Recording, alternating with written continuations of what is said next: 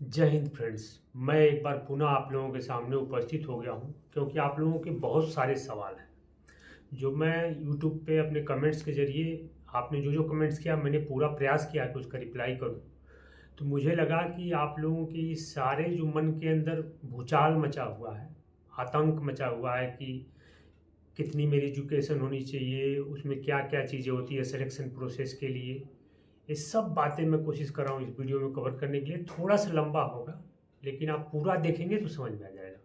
और दूसरी बात मैं आपको बता दूँ कि बहुत से लोग देख रहे हैं, लेकिन उसे देख कर के बस आगे निकल जा रहे हैं। देखिए, अगर आप देख के आगे निकल जाएँगे, तो क्या होगा कि जो मैं अगला वीडियो बनाऊँगा आपको पता नहीं चलेगा। तो मेरा आप लोगों से ये कहना है कि अगर हो सके तो आप लोग उसे सब्सक्राइब कर लें। सब्सक्राइब करने का फ़ायदा क्या होगा कि आपको जो है उसका नोटिफिकेशन सबसे पहले मिलेगा। जैसे नोटिफिकेशन आने के बाद में वीडियो बनाऊंगा तो सबसे पहले आपको मिलेगा, तो आप देख के हर चीज़ समझ सकते हैं। ठीक है, तो आप सभी से अनुरोध है कि सब सब्सक्राइब कर लें ताकि आपको नोटिफिकेशन रेगुलरली मिलता रहेगा, हर चीज़ का अपडेट आपको मिलेगा।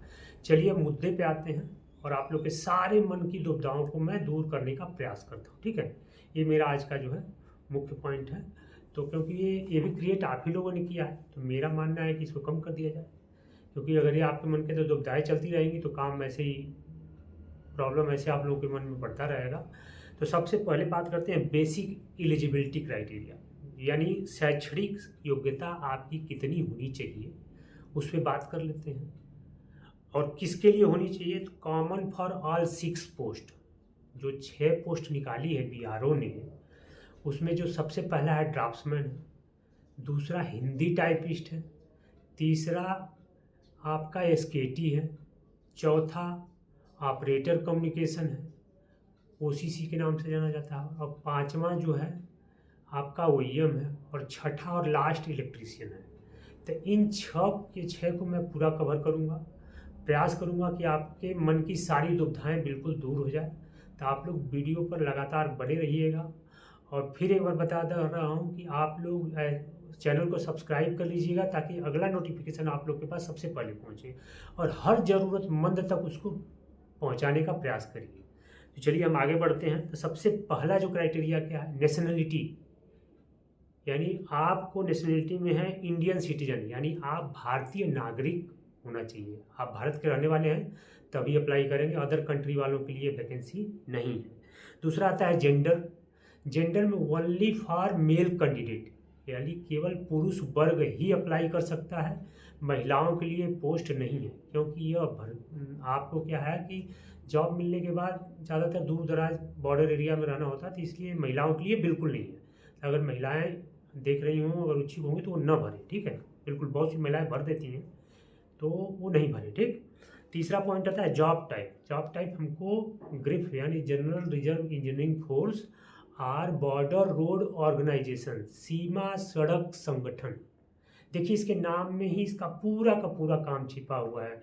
सीमा सड़क संगठन यानी सीमाओं में सड़क बनाने का कार्य करती है बॉर्डर रोड ऑर्गेनाइजेशन। सड़क हो गया, ब्रिज हो गया, उधर का इंफ्रास्ट्रक्चर डेवलप करने का हो गया, एयरपोर्ट हो गया, हवाई पट्टी वगैरह लद्दाख वगैरह में बनी। तो इस तरह के इसके पास बहुत सारे काम हैं। ठीक है, तो अगर आपको जॉब मिलती है तो आपको बॉर्डर एरिया में रहना है। ये सेंट्रल गवर्नमेंट की जॉब है और ये जो है अंडर मिनिस्ट्री ऑफ डिफेंस यानी रक्षा मंत्रालय के अंतर्गत आती है। तो जॉब प्रोफाइल बहुत अच्छी है, बहुत अच्छा हमारा डिपार्टमेंट है, किसी तरह की दिक्कत नहीं होगी। तो अब चलते आगे बढ़ते हैं। सबसे पहला पॉइंट जो आता है एज लिमिट। क्योंकि एक बच्चे ने मेरे से पूछा कि सर मेरी एज 26 जुलाई 2026 को 18 ईयर्स पूरा होगी, तो क्या मैं अप्लाई कर सकता हूँ? नहीं, बिल्कुल नहीं कर सकते आप। कैसे कर सकते हैं? क्योंकि आप अंडर एज हैं। और भाई इतनी जल्दी क्यों है जॉब की? अभी तो आप बच्चे हो यार, 18 साल पूरा हो जाने दो, पढ़ो लिखो, इससे अच्छा जॉब करने का प्रयास करो। ठीक है, अगर जितना अच्छा पढ़ोगे उतना अच्छा जॉब करोगे। कोई ज़रूरत नहीं है कि बॉर्डर रोड में ही आ जाओ, लेकिन हाँ, अगर लगता है कि बॉर्डर रोड में ही आना है तो आपको उसके लिए क्या करना होगा कि आपका एज हो जाए, उसके बाद आप अप्लाई करेंगे। तो कोई भी अंडर एज बच्चा इसमें अप्लाई नहीं करेगा। तो सबसे पहला जो एज क्राइटेरिया, इसका जो मिनिमम और मैक्सिमम है, मिनिमम जो एज है वो 18 ईयर्स से स्टार्ट होती है और मैक्सिमम 27 ईयर्स में समाप्त हो जाती है। यानी जिसका एज 18 टू 17 27 ईयर्स है वही बच्चा इसमें एलिजिबल है। और एक क्राइटेरिया यूआर कैंडिडेट के लिए बिल्कुल फिक्स है, इनको किसी भी तरह का रिलैक्सेशन नहीं है, ठीक है।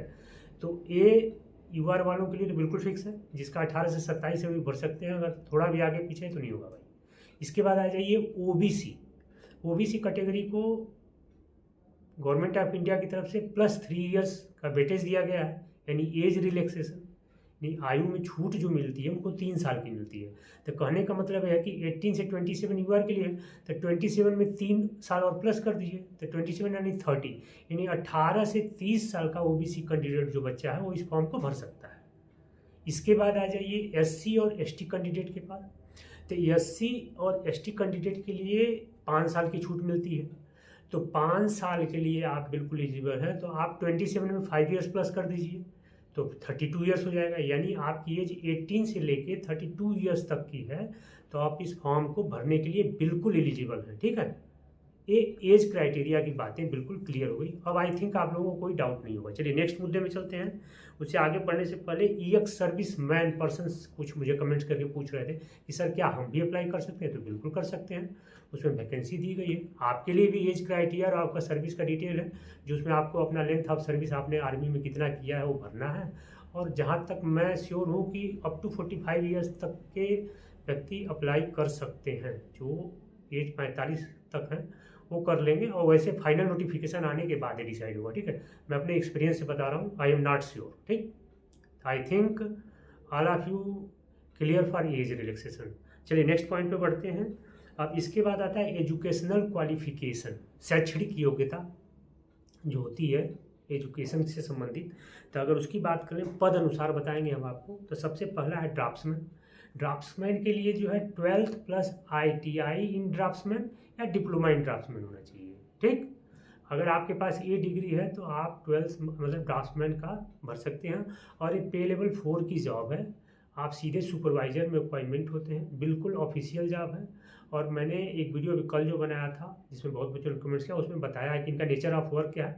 तो ऑफिशियल वर्क है, इनका ड्राइंग व्राइंग से रिलेटेड वर्क है, तो ये अप्लाई करेंगे अगर आप नियुक्त हो जाते हैं तो। पॉइंट नंबर 2 पे आते हैं, ज़्यादा डिटेल में आएंगे तो लंबा हो जाएगा। हिंदी टाइपिस्ट, ठीक है। हिंदी टाइपिस्ट जो है ये 12th पास प्लस आपके पास जो है हिंदी टाइपिंग का अनुभव होना चाहिए, क्योंकि स्किल टेस्ट आपका हिंदी टाइपिंग का होगा, जिसका 30 वर्ड पर मिनट स्पीड मिनिमम होनी चाहिए। मैक्सिमम है तो बहुत अच्छी बात है, मच बेटर। तो आप 30 वर्ड पर मिनट की प्रैक्टिस कर लें। आजकल मंगल वगैरह में चलता है, तो कंप्यूटर पे जा करके मंगल में प्रैक्टिस करें, क्योंकि मंगल ही ज़्यादा यूज हो रहा है। क्योंकि कुर्ती वाला क्या होता है कि कॉपी पेस्ट में वो खट जाता है, तो आप मंगल में प्रैक्टिस करें और मंगल की ज़्यादातर टाइपिंग होगी, ठीक है। आप दोनों में कर सकते हैं, ऐसा नहीं है, लेकिन अगर आप मंगल में करेंगे तो मच बेटर है। चलिए आगे बढ़ते हैं। उसके बाद SKT के लिए केवल 12th पास है। आप अगर 12th पास हैं, आपका परसेंटेज जितना भी है आप अप्लाई करिए, जितना कट ऑफ जाएगा उसके ऊपर आपको कॉल लेटर दिया जाएगा। तो कट ऑफ के डाउन है तो आपको नहीं मिलेगा, अगर कट ऑफ आपका कट ऑफ के अंदर आ रहा है तो आपको कॉल लेटर मिलेगा।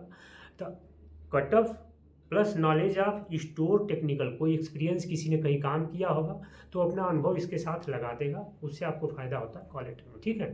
तो आप लगा सकते हैं, अगर नहीं भी है तो भी आप अप्लाई कर सकते हैं। SKT के बाद आ जाइए OCC ऑपरेटर कम्युनिकेशन। ये 10th प्लस केवल 10th की जॉब है। वैसे अगर आपके पास रेडियो से रिलेटेड कोई ITI है, मुझे आइडिया नहीं है ऐसा कुछ होता है, अगर है तो आप लगा सकते हैं, अगर किसी के पास है तो बिल्कुल लगा दें। और ये बच्चे आराम से ऑपरेटर कम्युनिकेशन की जॉब कर सकते हैं। और ये भी जॉब जो है ऑफिशियल ही है, सिग्नल से रिलेटेड है, मतलब एक जगह का मैसेज दूसरे जगह कन्वे करने का काम इनका होता है। और ये जो है जहाँ पे मान लीजिए टेलीफोन की सुविधाएँ नहीं हैं, इंटरनेट नहीं है, तो ऑफिस का मैसेज वहाँ कन्वे करता है, तो रेडियो सेट के थ्रू होता है, तो ये लोग करते हैं। बहुत अच्छा रोल इन लोगों का भी जो होता है प्ले होता है, तो ये अपना काम करते हैं, ठीक है। और इसके बाद आ जाते हैं OEM जो है ऑपरेटर एक्सकवेटरी मशीनरी, जो ये बड़ी वाली हो गई, जैसे मान लीजिए आपने JCB देखा होगा, बुलडोजर देखा होगा, हिटैची जो बड़ी बड़ी होती हैं, बड़ी सुन की मुंडी होती है, वो मिट्टी उट्टी निकालने गड्ढा उड्ढा खनती हैं। और एक D80 और D50 डोजर होता है, जो रोड पे आपने काम करते देखा होगा, चीज़ों को धक्का मारते हुए। ये मशीनरी OEM चलाते हैं और इनका रोल बहुत बड़ा और मुख्य भूमिका निभाते हैं बॉर्डर रोड में, क्योंकि फार्मेशन कटिंग से लेकर के रोड की कटिंग से लेकर के रोड की क्लीनिंग तक, आप न्यूज़ वगैरह में देखते होंगे जहाँ स्लाइड उलाइड आ जाता है तो इसको क्लीन करने का काम इनका होता है। इनके साथ एक JE ट्रेड होता है और साथ में लग करके जो करवाते हैं और ये लोग करते हैं, ठीक है। तो ये हो गई बात। उसके बाद आ जाइए इलेक्ट्रीशियन। इलेक्ट्रीशियन के लिए जो है क्वालिफिकेशन 10th प्लस ITI इन इलेक्ट्रीशियन होना चाहिए। अगर आपके पास ये है तो आप बिल्कुल अप्लाई कर लें। और इलेक्ट्रीशियन का जो वर्किंग प्रोफाइल है मैं पहले बता दिया था, इसमें थोड़ा सा बता रहा हूँ कि आपका काम पूरा इलेक्ट्रिक से रिलेटेड है। ऑफिस प्रेमिसेस से लेकर जेन सेट से लेकर के गाड़ी घोड़े में किसी भी तरह का अगर इलेक्ट्रिक फॉल्ट है तो आपकी नीड होती है, आप वहाँ जाकर के उसे ठीक करते हैं। बस यही काम है आपका भी। बिल्कुल बहुत बढ़िया जॉब है। ऑफिस लोकेशन एरिया में रहते हैं, जहाँ आपका डिप्लॉयमेंट होगा वहाँ करेंगे, ठीक है। इसके बाद आ जाइए, ये सारी बातें होंगी कवर। अच्छा, केवल ड्राफ्ट्समैन के बाद बाकी जितनी पोस्ट हैं, SKT, operator communication, OEM, SKT जो है NCO में आता है, ठीक। हिंदी टाइपिस्ट NCO में आता है, इनके बाजू पे 3-3 फीतियाँ लगेंगी। पहला सुपरवाइजर है, उसके बाद 2 पोस्ट NCO है, नॉन कमीशन ऑफिसर। उसके बाद आता है OEM और इलेक्ट्रीशियन और OC। ये 3 ट्रेड वार्केडर में आते हैं, ठीक है। जॉब सबकी बहुत अच्छी है, किसी को कोई दिक्कत नहीं होने वाला है, आप इस बात का ध्यान रखिए। अच्छा, ये सारा होने के बाद अगर आपको कॉल लेटर मिल जाता है तो कॉल लेटर मिलने के बाद का क्या प्रक्रिया है कि आप जो है फिजिकल टेस्ट फर्स्ट में आपको अगर कॉल लेटर मिलेगा तो आपको रिटन टेस्ट के लिए बुलाया जाएगा, कहाँ, पुणे में।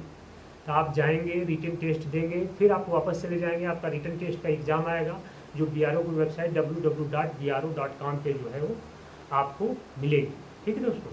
तो आप रिजल्ट अपना देखेंगे, अगर आप उसमें क्वालिफाई कर चुके हैं तो आपको दोबारा जो है आना पड़ेगा रिटन टेस्ट के बाद फिजिकल टेस्ट और मेडिकल टेस्ट के लिए, क्योंकि फिजिकल और मेडिकल या स्किल टेस्ट और मेडिकल टेस्ट के लिए।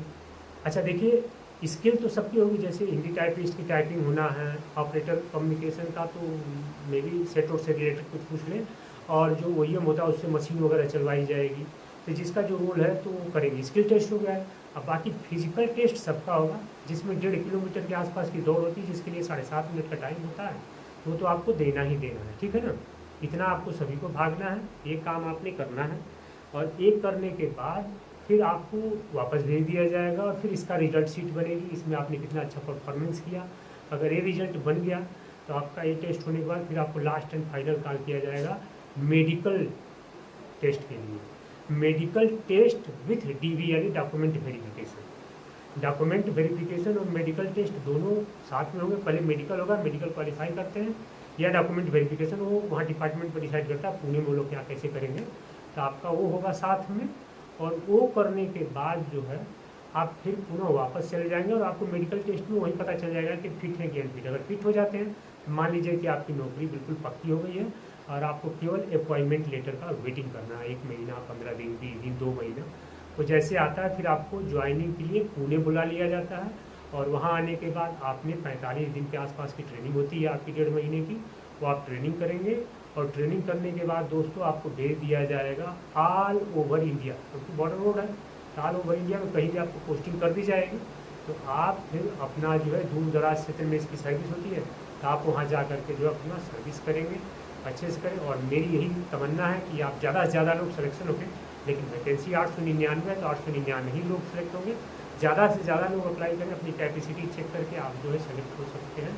चलिए, ये था मेरा पॉइंट, यहाँ होता है ख़त्म। और आई थिंक आप लोगों के सारे डाउट हो गए होंगे ख़त्म। अगर इसके बाद भी कुछ बचा है तो आप जो है कमेंट्स करें, मैं अपने समय के अनुकूल आप सबका रिप्लाई देने का पूरा प्रयास करूँगा। और अंत में फिर कहूँगा कि आप लोग चैनल को लाइक, सब्सक्राइब, लाइक, शेयर जरूर करें हर नीड पर्सन तक। और सब्सक्राइब करेंगे तो अगला वीडियो सबसे पहले आपको मिलेगा, ठीक है। चलिए, जय हिंद, जय भारत। मिलते हैं नेक्स्ट अपडेट के साथ, जैसे कुछ अपडेट होता है। Okay, thank you so much. और अगर आप लोग कुछ और नीड है तो आप कमेंट्स करके बताइए, तो फिर उसको कुछ बता दें, ठीक है। ओके, जय हिंद।